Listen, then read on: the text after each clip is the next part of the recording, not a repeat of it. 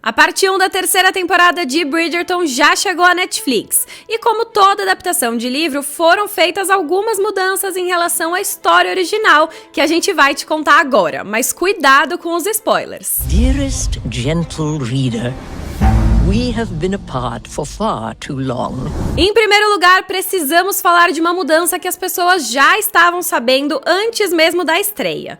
Na série de livros de Julia Quinn, em que a série é baseada, o terceiro romance conta a história do Benedict, o segundo irmão mais velho. Aqui, no entanto, a terceira temporada vai acompanhar o Colin, que tem a sua história contada no quarto livro. De acordo com a showrunner da série, a Jess Bronnell, eles decidiram mudar a ordem porque a gente já conhecia bem o Colin e a Penélope, então segurar esse romance por mais uma temporada ia parecer enrolação. Enquanto isso, com o Benedict, como a personagem com quem ele vai fazer o par romântico ainda não apareceu na história, daria pra segurar um pouco mais. Agora, falando sobre a história em si, uma das principais mudanças é a questão da Lady Whistledown. Na série, a gente já sabe que ela é a Penélope desde o final da primeira temporada. Mas no livro, isso só é revelado durante a história dela com o Colin. Quem descobre o segredo dela é ele mesmo após segui-la de carruagem até o lugar em que ela entregava seus textos para mandar para a gráfica. Só que isso acontece antes do meio do livro, antes de uma outra cena da carruagem, aquela que eles finalmente se declaram, sabe? A gente ainda não assistiu a parte 2 pra ver como vai ser essa revelação na série ou se ela vai mesmo rolar, mas a cena da carruagem já passou e o Colin ainda não descobriu o segredo da Pen. Yeah, so in the book, you know, Colin finds out about Penelope being whistled down fairly early on. It's like earlier than the halfway point, I think. And for the sake of our story, we've held that secret as long as we have, and it didn't feel right to spill it that easily. So it's a secret that's definitely weighing on Penelope this season.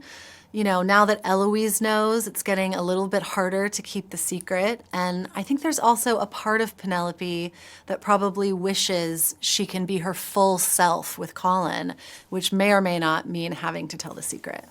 E ainda em relação ao tópico da Lady Whistledown, a gente tem outra grande mudança, que é o fato da Eloise já ter descoberto o segredo da Penélope antes do Colin.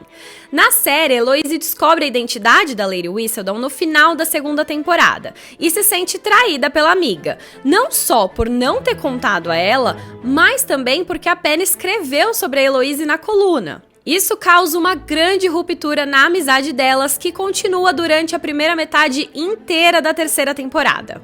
Mas no livro, Eloise só descobre o segredo da Penélope junto com toda a sociedade depois do seu casamento com Colin, e ela tem uma reação bem mais tranquila de apoio à amiga. E já vale acrescentar que toda aquela história dela ficar amiga da Cressida só acontece na série também. Vamos falar agora sobre a família da Penélope. Bom, em primeiro lugar, acho que vale ressaltar uma questão temporal que é bem diferente nos livros e na série. Porque na série, a Penélope debuta na sociedade londrina na primeira temporada. Então, na verdade, ela só passa 2 anos sem encontrar um par até o seu romance com o Colin. Só que no livro, ela fica 11 anos solteira. Ela estreia na sociedade em 1813, mas a sua história de amor só acontece em 1824. No livro, ela também não cativa a atenção de nenhum outro solteiro, como acontece na série com Lord Deblin, de quem o Colin inclusive fica com ciúmes.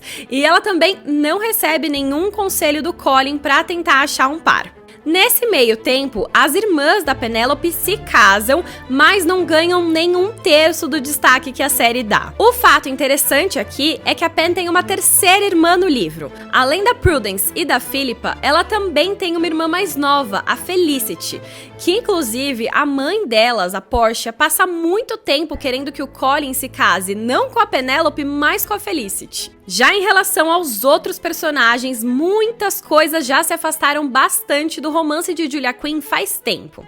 A Lady Danbury dos livros, por exemplo, é considerada chata e inconveniente pela sociedade e ninguém gosta dela.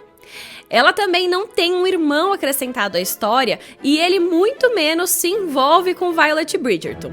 A gente quase não vê as aventuras românticas do Benedict até o livro dele. A rainha não tem aquela questão de ficar determinada a encontrar o diamante da temporada e também não tem nenhum desenvolvimento sobre Will Mondrian e a família dele. Mas de resto, muita coisa parecida.